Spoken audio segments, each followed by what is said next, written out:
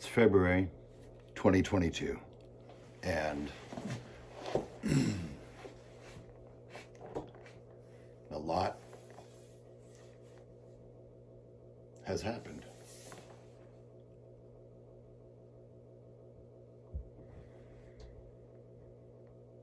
Since the last time that I did a journal entry.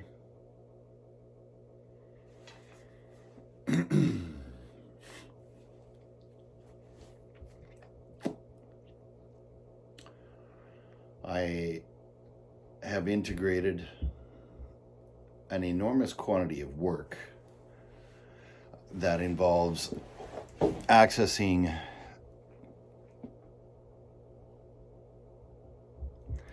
my past, my history, where I came from,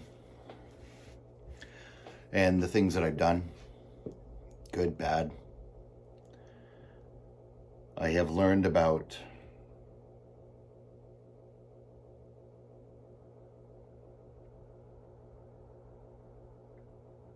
so much regarding mental health in the last year and 3/4.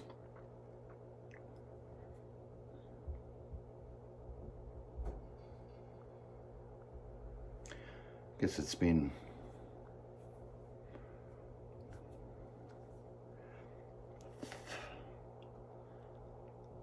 a long time. Almost 2 years. Year and a half.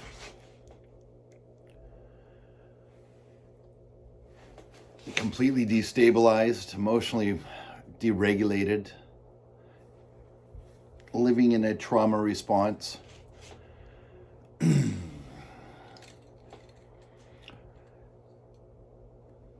My name is Marid, or Marid in the Arabic enunciation.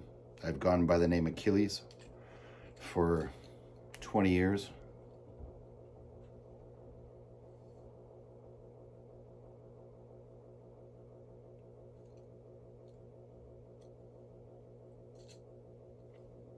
And this is a journal entry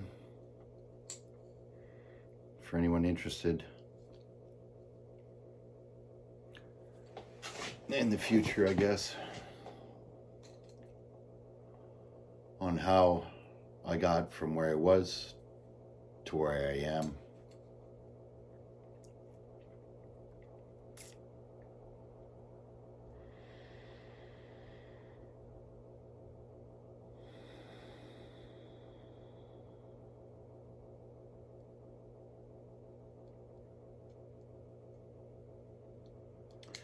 Pain has a way of demanding attention.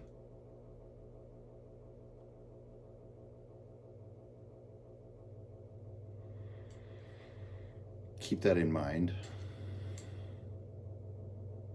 as your mind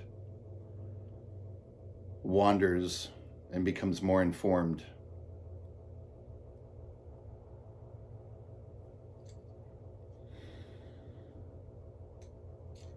of the human condition.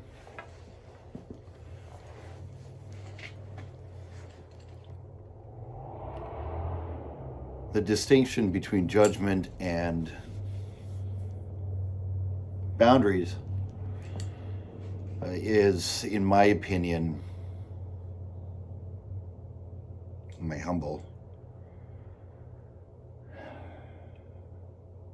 stance, would be that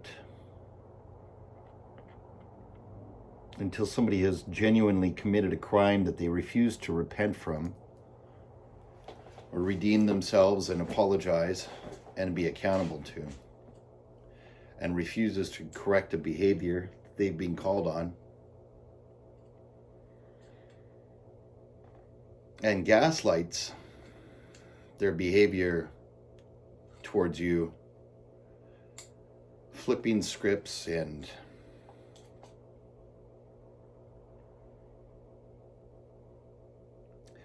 blame shifting,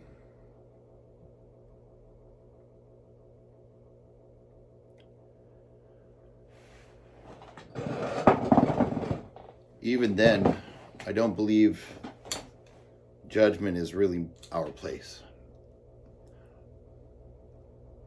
I do believe that we do as humans have a special place for judgment for those that wound those or that are helpless. You know, a person wounds an animal for the sake of causing harm, for the sake of harm's sake. A child, someone that is helpless, something that cannot help itself and protect itself and make a discerning decision. The lines get gray when you're dealing with mental health as being one's ability to discern how to quit being wounded. And it's a sliding scale. And as I've become more present to my conditions and my wounds, I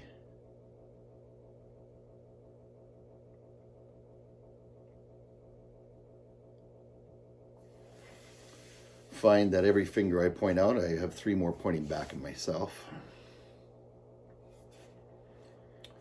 So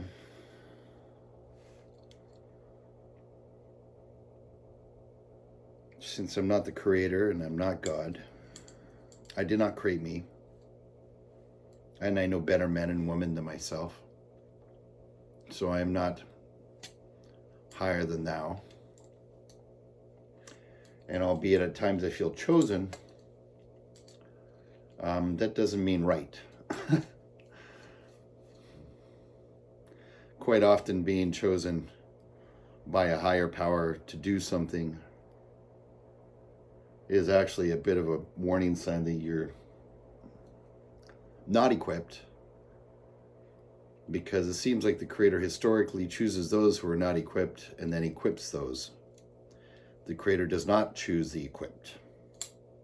And if I'm not equipped historically and I observe the history of chosen, they're not top shelf people generally. And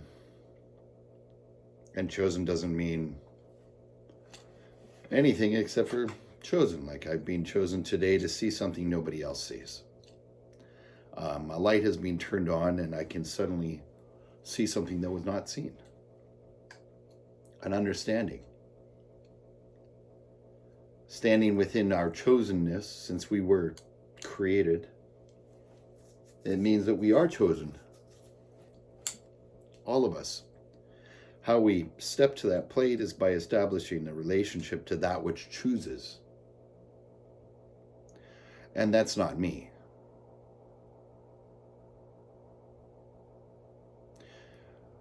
I am not the chooser.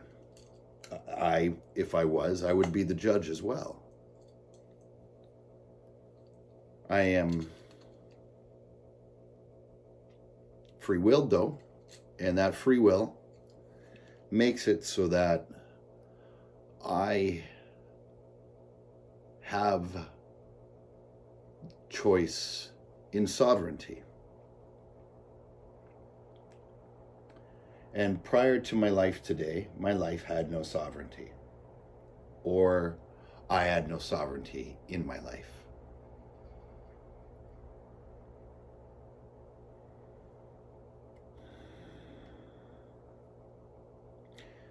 There are those I have learned that have been wounded, arguably permanently in life, debatably by spiritual decisions they might have made prior to their arrival on Earth. They incarnated onto this planet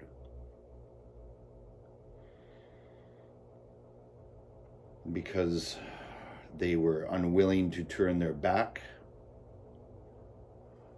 on the enemy and turn their face towards the Creator, God, and refuse to, then these people have been afflicted with a condition.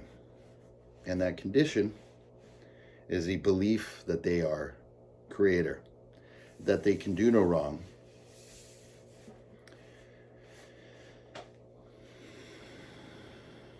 And that's a lie that they live in, and they know it.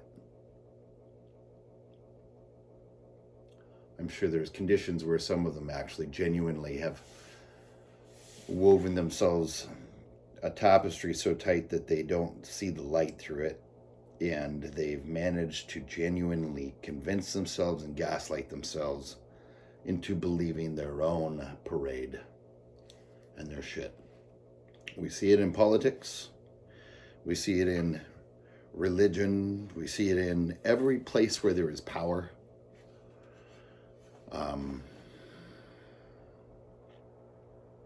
And these spirits, these people, are bottomless pits.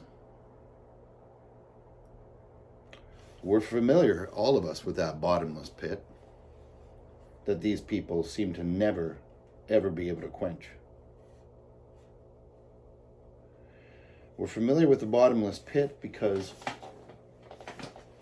all of us are wounded and separated from what fits in that bottomless pit. And what fits in that bottomless pit is our Creator. So no amount of sex, drugs, rock and roll, money, political clout, status, steroids, tans, Instagram likes, people we've made wrong so that we are right, is going to fill that massive gaping hole where God fits. And only God. It's like a heart-shaped vacuum. No, it's a God-shaped vacuum. And the reason why it'll never be filled with anything is because nothing is as eternal and vast and massive as that which created this universe. The umbilicus that connects you to this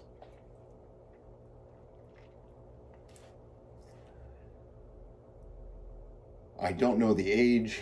I do know that around 54 weeks, a child's independence from a parent, mother, begins. Sudden, I am me, you are you. It's funny because those words are so powerful, and they've been the most powerful words probably carrying me in the darkest of my hours, which is I am me, and I'm here, and this is now, because the majority of my life I've spent in a trauma response due to wounding that I've inherited generationally through both sides of my family, and through events that occurred to me when I was young, when I was non-consenting, events that occurred to me as an adult because of decisions I made that I consented to, and decisions that other people made for me when I was in bad places and needed help even, and placed my trust and my help needing and seeking into the wrong hands. And that has been many people, spiritual leaders in my life, that's been brothers, lovers, parents, psychiatrists, even a psychedelic assisted psychotherapist. I think every one of them, because I'm here right now, to look at them and observe them from a distance. I thank God that I'm here and can do that. I don't thank them for that. I don't thank me for that. And I don't thank me or anyone for the fact that I can sit here and distinguish genuinely what was before indistinguishable. I thank God for that. God is great.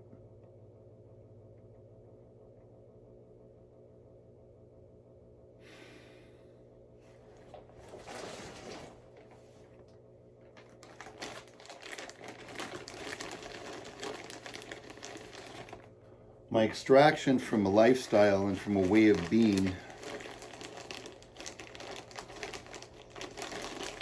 is solely my responsibility as an adult.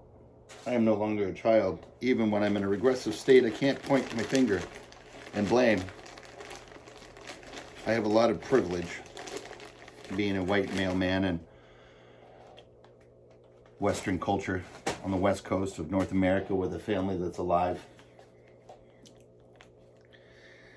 and people that listen to me without disease.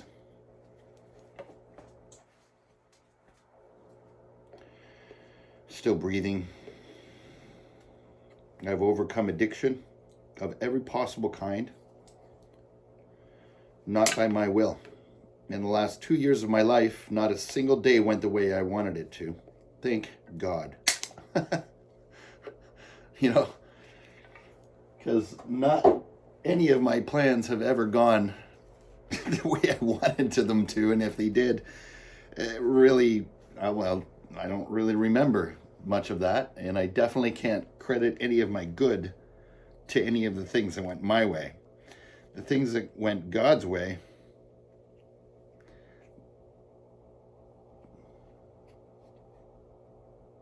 when I handed my life over, it has to happen every day because I'm really, really fucking stubborn and self-willed. And God's very patient.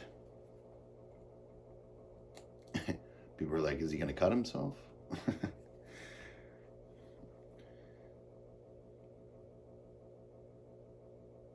This is an oil, it's kind of like a gunstock oil that I put on my wood. I make ceremonial staffs and sticks for people that use mushrooms. This happens to be one of my personal favorites. And it's very light and very strong. I don't know how well the camera can show some of the detail on this, but the spackling is a mold, and the curve in this was natural. It's almost like a calligraphy stroke.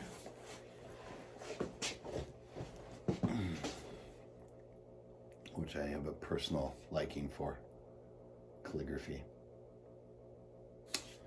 I'm not going to oil this one. Maybe I should. Would you look at that? Thank you, God. So, why am I here sitting doing this journal? Is because I care about those that are seeking and might glean some respite from the pain that they've inflicted on themselves, that they've continued to be committed to unconsciously or consciously, that they're trying to break a habit of. I have compassion for that mystery called the mind, which I don't believe is the brain. I have learned through the use of magic mushrooms, aka psilocybin, and all the other alkaloids that are in those medicines, that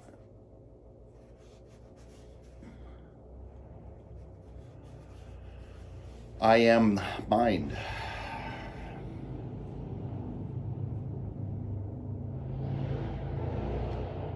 Every part of me, according to different dosages of medicines and different kinds of psilocybin, different kinds of mushrooms, high dosages. I've consumed probably more psilocybin than any human, I've been told, than many of the leaders in the industry around here and a few other places have ever heard of anybody doing. And I've done it with massive protocols that involved medicines for the brain that help the brain open up and expand, including, of course, niacin and lion's mane, but other things as well. The expansion of my mind and opening of it instead of the crystallization and stepping out. The discomfort that comes from large dosages or any dosage of psilocybin. When I was in a trauma response due to previous events about 2 years ago where my life fell apart, and I made it quite a public thing, thank God.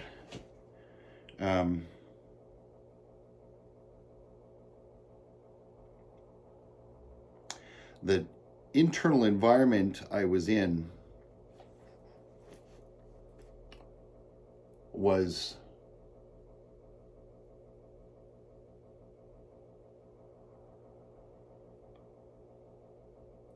incredible. It was incredible because it was everything I could possibly lose other than my own breathing body. I mean, I lost hundreds of people in a community that would normally reach out to me. I lost a lot of stuff, a lot of people. And what happens to us when we lose everything, except for the organism we're moving in? You find out what you are. What's left? You. Well, I'm still here, you know. You don't want to be. You're not just the emotions. I had all these emotions and all these experiences and all these trauma responses kicking in. And trauma responses are an unconscious emotional reaction to an external environment that my internal environment has remembered inside of the mind that I am as being similar to a previously traumatic event. So my trauma response is going to be a hardwired, unconscious action or lack of actions, sequence of experiences, actions, lack of actions, etc., chemical reactions, behaviors that are unconscious, that are a maladjusted present mutation that has grown on its own, unobserved, much like mold or a mutation of some sort inside of us, to try to adapt to something that is not true anymore for the majority of the time. Sometimes what we do is we create a lifestyle around us that justifies all of the trauma responses we're used to living in now.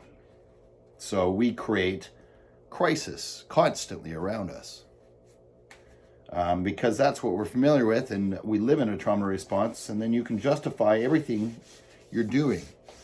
It's a self-fulfilling prophecy. It's you're gaslighting yourself. You're lying to everyone around you by creating these decisions and not literally evacuating, well, this person, that person, pointing fingers, drinking, drugs, shitty communities, shitty friends, people that feel like friends but they're not genuinely friends. I mean, who is a friend? Are you a friend? Am I a friend? What does friend mean?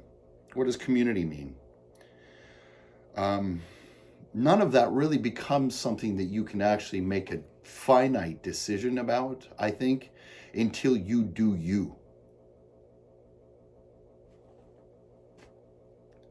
If you can't do you, you're just a regurgitation machine.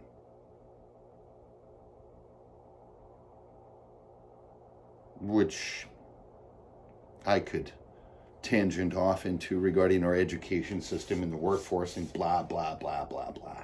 But that's not what I'm here for today.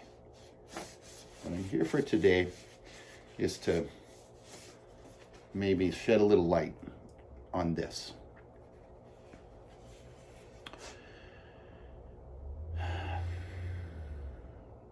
I was not my trauma responses. But my trauma responses were becoming me. And psilocybin, in all of its discomfort, will allow you to be uncomfortable and survive until you become comfortable with being uncomfortable and find joy. Every single medicine that's out there that's an entheogen, pardon my enunciation of that word if it's wrong, I'll stick with just mushrooms because that's my specialty. The activation of new portions of my actual brain and mind, okay, my heart, my stomach, other parts of my body have memory, other parts of my body think. That has undeniably been proven through me and to me, and has been witnessed and observed externally by other people.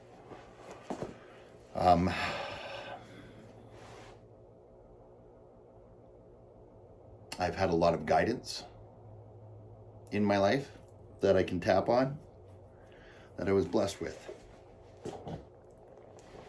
And that guidance I've been able to come back to, and it stayed with me.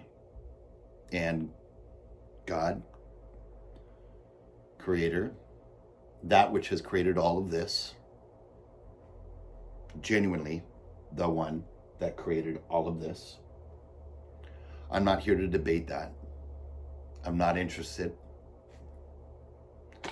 Stay in your fucking lane, I'll stay in mine. You can hit stop at any point. That's not what this discussion or me talking is about.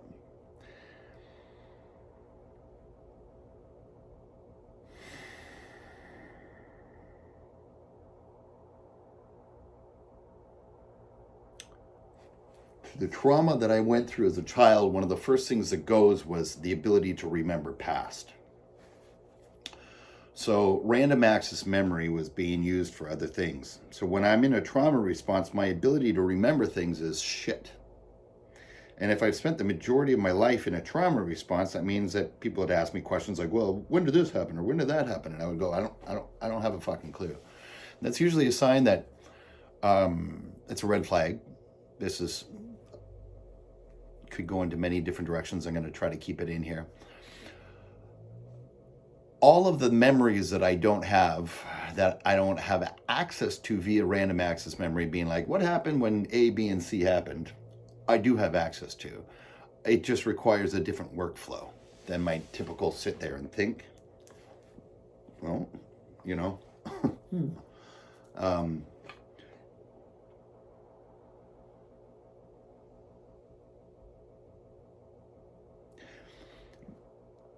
The mercy of life that God has granted us, the grace that comes in knowing that your shit is your shit. Fuck. And all of it, all the shit in your life, every fucking ounce of it is yours. And I know that many people would redline when they hear this, but including my infancy and childhood and the wrong that was done to me, that's mine too. Yes, the people that wounded me, they are wrong. That was wrong. But that was also mine. I believe, and that's my philosophy. That's how I live my life. And in the medicine, it allows me to do regressive states where I can start putting math together, seeing math that previously was not available to me.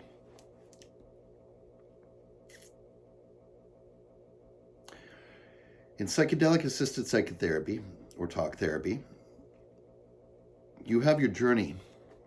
Actually, you have an assessment quite often with some sort of therapist or counselor or guide or sitter. And that can be anywhere from a day, weeks, 5 days, where the person sits and listens to you and gets to know who you are and finds out where you are and makes an assessment. And according to psychotherapy, quite often they use something called the DSM as part of the structure of understanding what it is that they're dealing with. In the DSM, we have cluster A, B, and C categories, which are personality disorders, we'll say, or trauma responses, I like to call them, that have been wired into us unconsciously. It's limiting and limited, and it's not the Bible. The Bible's the Bible. And the DSM is it's a structure that you can see intelligence in amongst many other structures that are out there. I know many of your minds will want to go, yes, and so do all of these other philosophies, and this is why all gods are the same God, and yada, yada, yada. Good for you. If that's working for you, keep going. When it stops, change it. Not interested. Been down that road. The DSM is a structure with which people will, it's quite often psychedelic assisted psychotherapists will look at you and structure things here in Western culture and go, okay, and then they will sit and try to navigate with you on whatever medicine that they've chosen is ideal. In that sitting place, you go through a journey, and there's different modalities with which people will walk you through that. I do assist people through this journey process with psilocybin, and I've had success. It's not easy. It's hard. I often say to people, there are no bad trips, there's hard trips. You know, it's hard. It's work. It's uncomfortable. It can be joy-filled or it can be terrifying.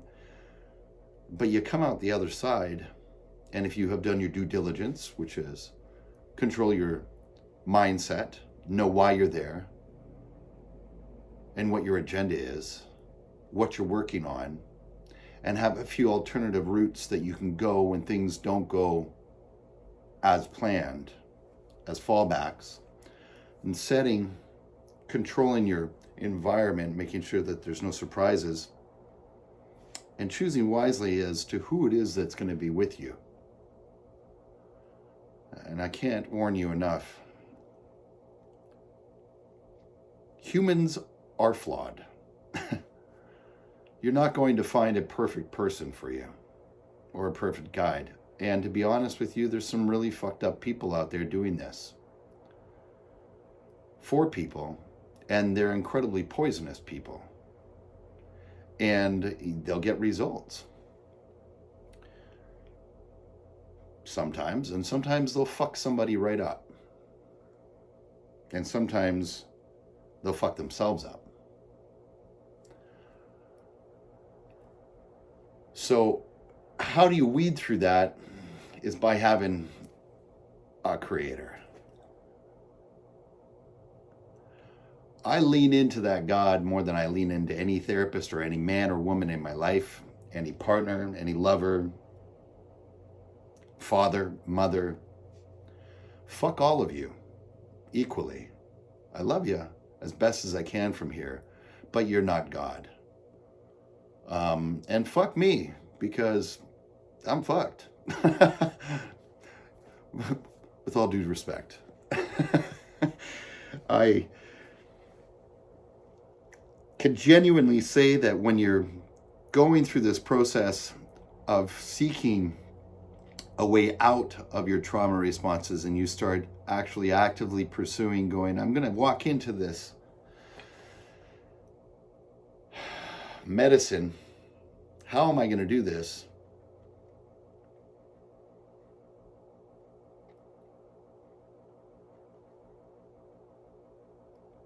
If you are not a person that can, for a moment, put aside your pride or whatever it is that your structure is, if you are completely, entirely godless and creatorless, or you completely believe in your own right that you are God, if you cannot privately, genuinely sit there in your shit, because that's what it is, it's shit. That is shit. Wrong is wrong, bad is bad, and stupid should hurt, and it does eventually. And it might hurt other people a lot before it catches up to you. So if you can't say, I am wrong,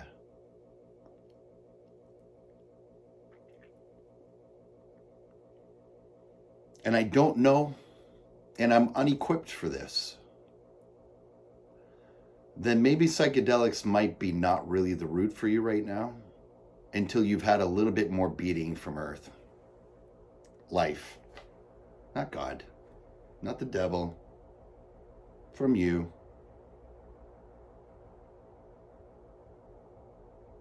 You don't get to point a finger at your shit, so.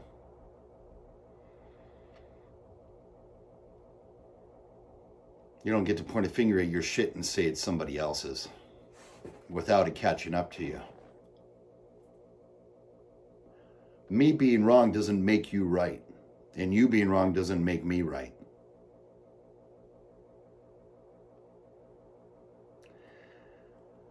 And I'm wrong. I'm wrong about everything. Frequently, often, what I do know is that the relationship I have intimately with that creator, that is not me, that I call God, and personally I call Jesus.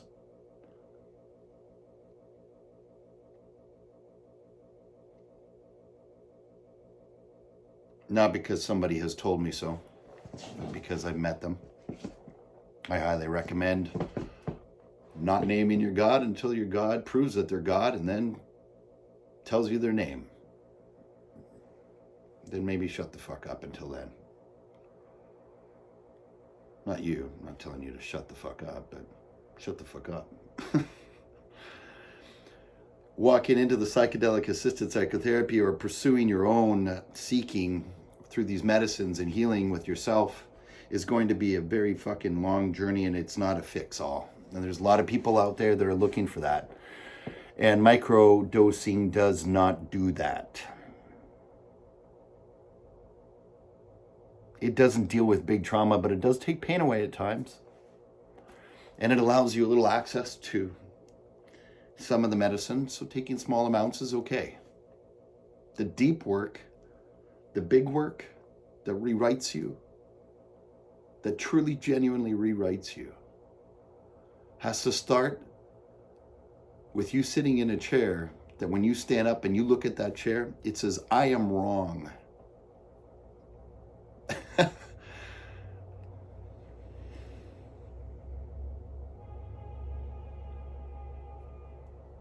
There's a chair out there. It's stuck in the beach. It says it. It's in Vancouver. Fuck, did I hate that chair for a long time. Now I love it. Best seat in the house. I'm wrong. I'm unequipped for this, and I don't know how to do this.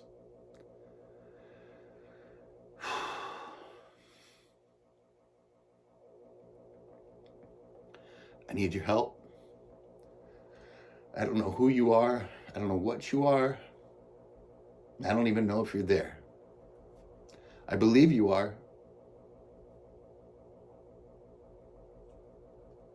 I hope you are. And I hope that you're merciful. It seems like you are by the beauty that I see. It also seems like that you're a very heavy-handed individual or individuals, because I also see a lot of pain that's not associated to people. The winter terrifies me.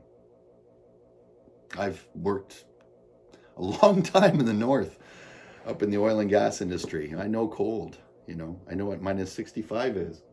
I've seen animals frozen. I've seen people frozen to death in ice. I've seen death. I've seen so much death. I have seen so much death. And I have seen so much rebirth too. So,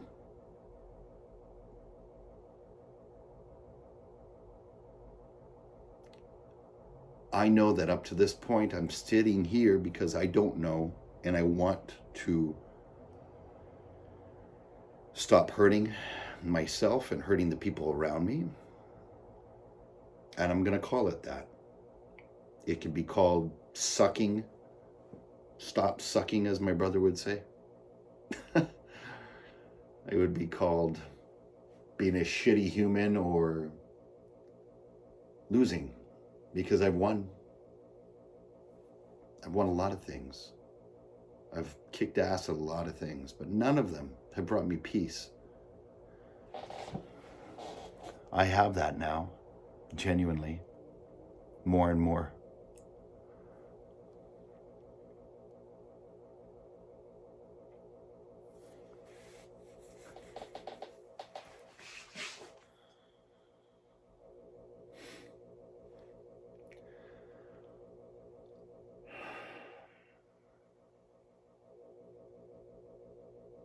Take your medicine, people. Discomfort is good for you.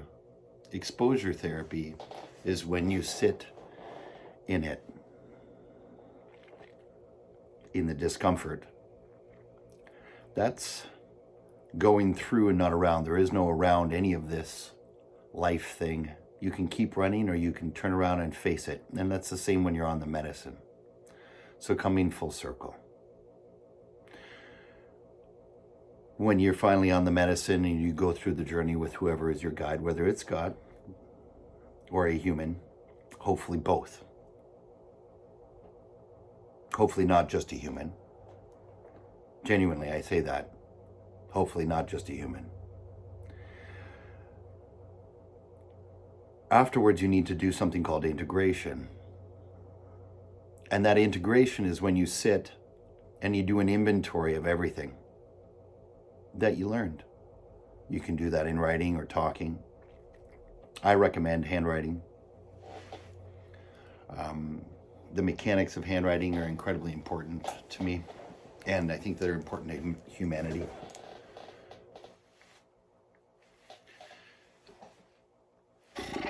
Sitting in that when you are no longer on the influence after a couple days and owning it.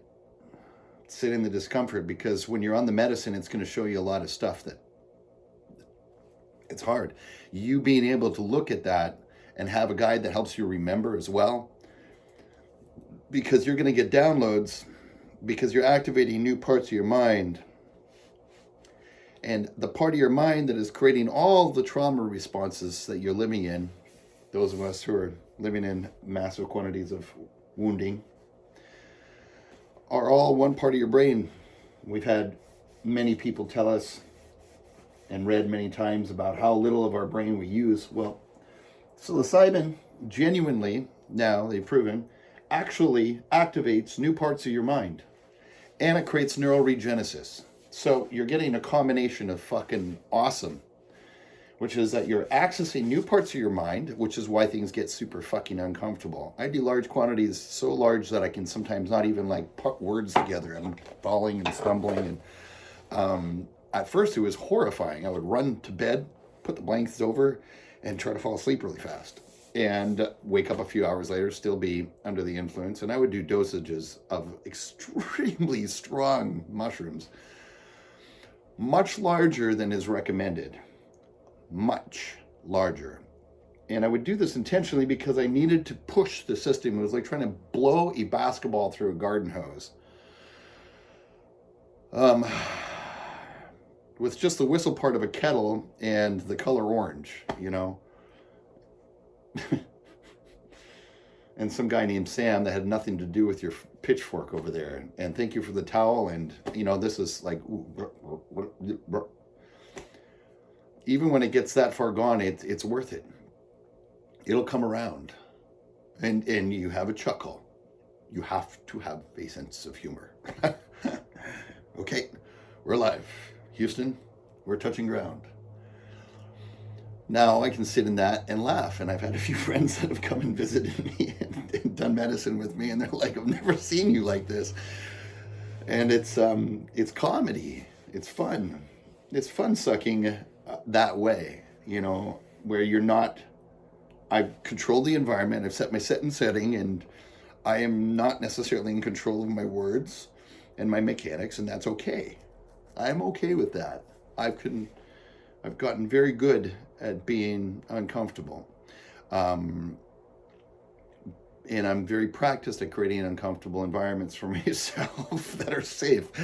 Um, the integration part is wildly, wildly important. I did a lot of medicine and didn't integrate, and now I've done a lot of medicine and integrated. And you have to sit inside of your stuff. I don't recommend any other medicine than psilocybin. I'm going to repeat myself. I personally do not recommend any other medicine than psilocybin.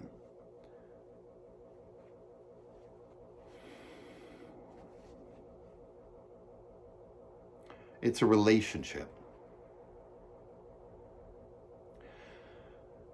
Control is an illusion.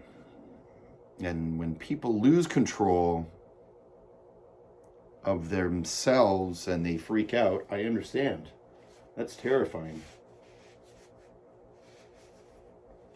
Maybe I'm blessed because I've learned at a very young age that I didn't have control over what I wanted to have control of, but I knew that I was in control of what I couldn't be touched, which was my mind and my heart. My body was not mine.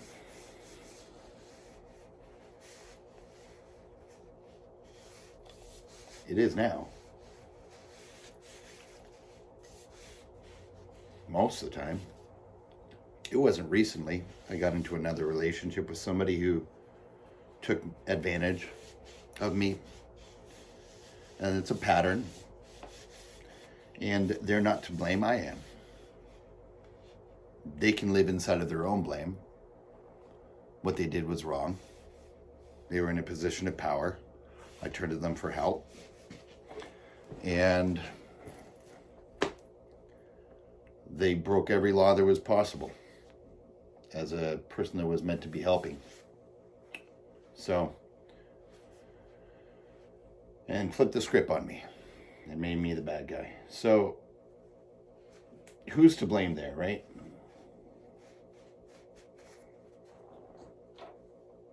I don't really care about blame right now. What I care about is boundaries. I no longer have that person in my life, and I'm integrating. Means, what did I do? How did I get there? Now, I'm lucky because I had a foundation. I had a fundamental. I had a root. I had a base. That base was God.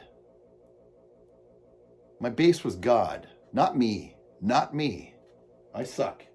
I am not good at life. I suck at life. God with me, we do better.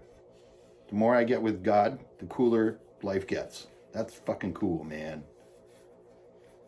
So I seek help, and my help fucking bombs it, right?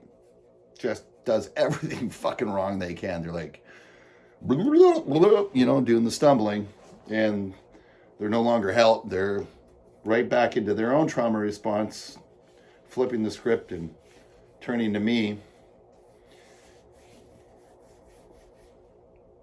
for help and demanding that I help other people and throwing me into positions of helping, and instead of me helping me. Help them. Help this person. Help that person. In service I am found. I agree. That's not what was going on. My ability to extract myself from that dysfunctional situation is my Creator's commitment to me, and me knowing that Creator is committed to me. And going, I don't know. This doesn't feel right. This is wrong. I don't know what to do. Help. And then acting on that. Nobody's coming to save Achilles. Nobody's coming to save Marid. Nobody's coming to save Marid. Or any of the other names that I've been called. Many of them. Got a lot of names. I have to help me. You have to help you. So, your trauma responses pull you out of being a conscious person. You want help. You're seeking help through these medicines. And it starts with accountability and integration. Right now, you sit and you go, yeah, I'm not good at this. If you can't be wrong, you shouldn't have made it this far. If you're not wrong, you shouldn't have made it this far in the video. If you're not going, fuck, what did I do? How did I fuck this up? You shouldn't have made it this far in the video. There's probably a couple people that might make it this far in the video because they're watching me from a distance and trying to find a way to still control and manipulate my life instead of focusing on theirs, sadly.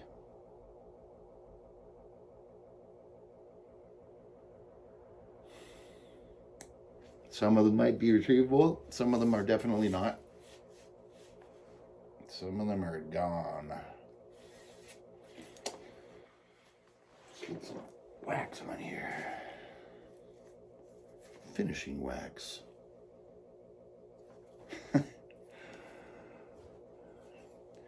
I'm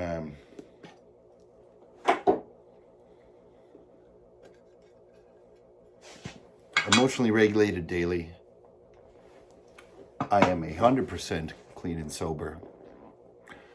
That's untrue. I drink coffee, I smoke the occasional cigarette, and I like my mushrooms. And I like LSD a lot. I find LSD helps a lot more. There's two different types. There's ones that really are visual and there's ones that aren't. If you have access. Don't ask me for drugs. Don't ask me questions. Unless you know me personally and have my contact information, and then we can talk about how to make those distinctions. I'm not going to sell anybody drugs. I don't sell drugs. I don't sell medicines. Nothing. I'm just sitting here journaling, okay, people? Your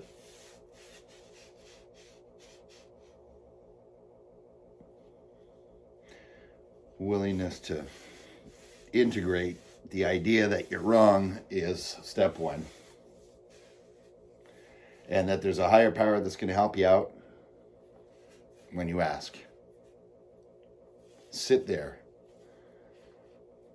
Before you even touch the medicine, you're doing your consultation by yourself even. Ask the God that you believe in to do a consultation with you right now. Pray. Prayer is powerful. People say, thoughts and feelings, prayers. I'll tell you what.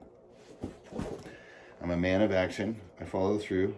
I go on God's timeline, not mine. I fuck everything up when I put timelines down. Fuck. Drive a lot of people nuts about that one. I'm learning. But my prayers get answered. And most of the people that diss all that shit don't pray. So they're talking shit. So if you're one of those people that does that, sitting there and understanding what prayer is a totally different subject. Prayer is your congruency with the Spirit of God inside of you and the two of you having a conversation. And you, in reverence, respect, going, fuck.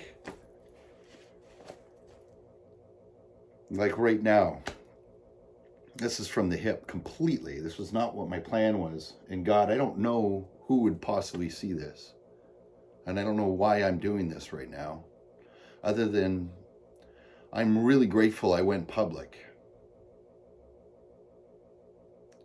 with all of my fucking ugly problems. I was shamed. I had a lot of people just sit there and just shake their heads and just go, fuck, dude, what are you doing? I am so much further ahead today than any of the people that were shaming me. Because I have to be fucking accountable to my word. And my word is my bond.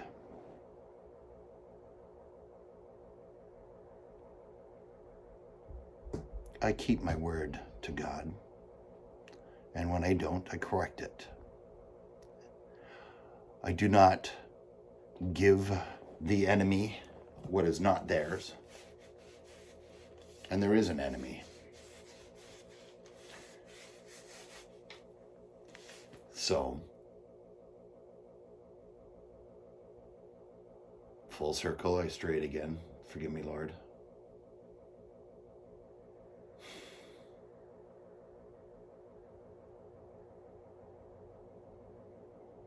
I think that there's something in the power of speech.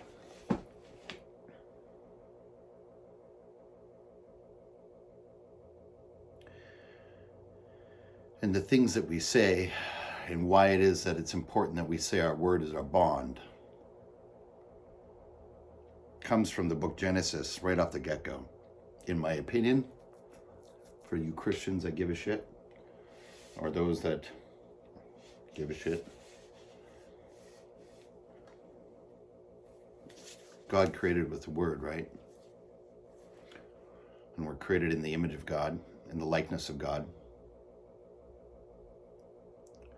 So God breathed life into us, not through the mouth, through the nostrils. So what is this? What's this? Got two of these and I got two of these.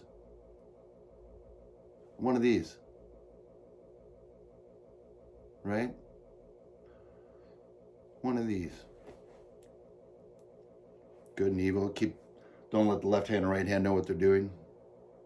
There's truth. If I take every word of the Bible as literal, it's probably the safest way to do it. Seriously.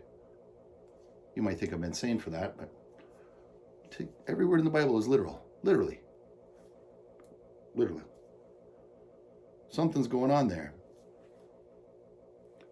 In word, we have power. So if my word is my bond and God created with the word by speaking, it means that I create with my words. That fits in all the quantum fucking theory shit that's going on in string theory, observation, and manifestation rules that are out there and everything else that everybody's being enlightened by, woke by. What we put out comes back. It's going to come full circle, the science. Careful. Because it's true. And when we lie, which I have been a liar, we all have. Literally, every one of us. The lie is probably the worst thing you can do. And I've done it. I've done it. I've lied. I lied to protect myself from something called shame and guilt.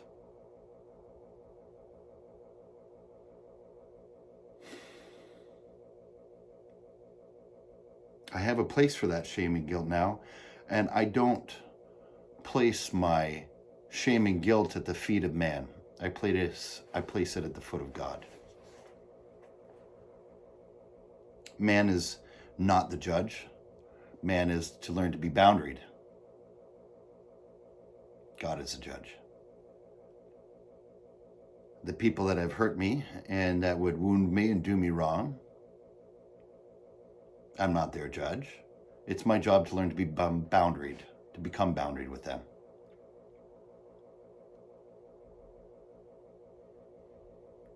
Integration.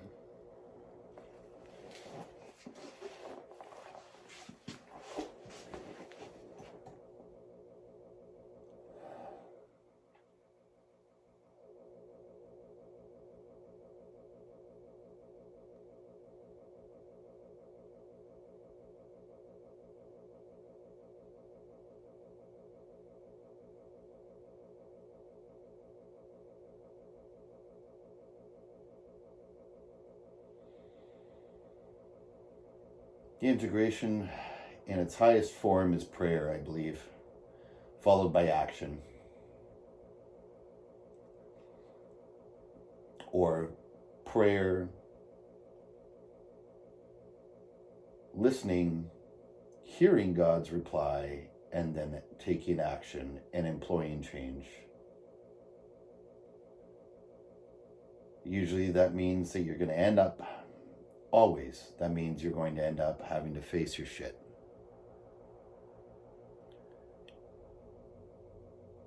And facing your shit means that you're going to have to change.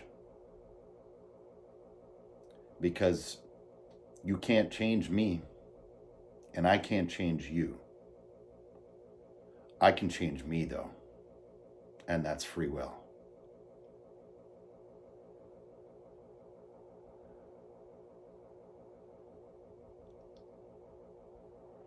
So I'm not pointing fingers anymore, and I'm going to try to help from a distance, because I don't trust any of you. Because none of you are trustworthy. Because I'm not trustworthy. Nobody is.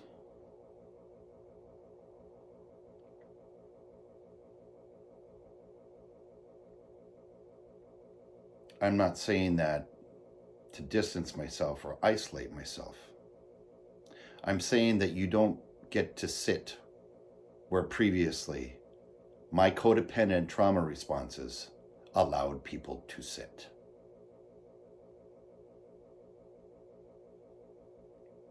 You are not supposed to sit in that seat.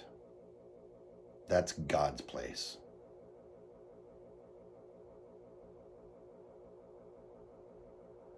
And God is great.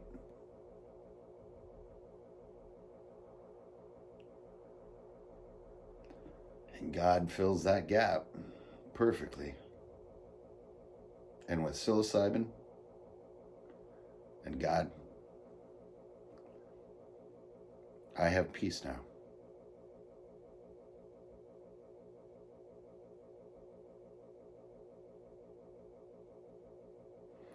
God bless you guys.